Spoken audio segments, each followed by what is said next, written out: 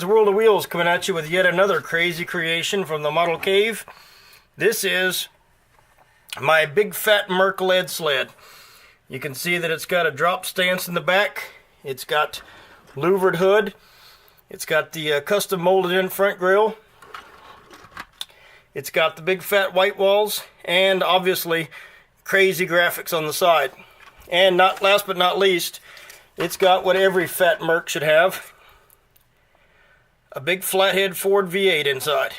And you can see I wired this engine up and did a few other details. Dual carbs on top. You can see that there's the dual carbs, little old school Offie type carburetors. Anyway, this was just a really quick kind of a fun build that I did. I decided to take this typical Mercury and turn it into a lead sled, and just thought it'd be kind of a fun project. Oh, I also did custom taillights in the back, just because I thought they would be kind of unique and fun and different and whatever, you know, something to spice it up a bit. So anyway, that's my my lead sled Merc. So tell me what you think about it, guys, about that big flathead V8. Thanks a lot, guys.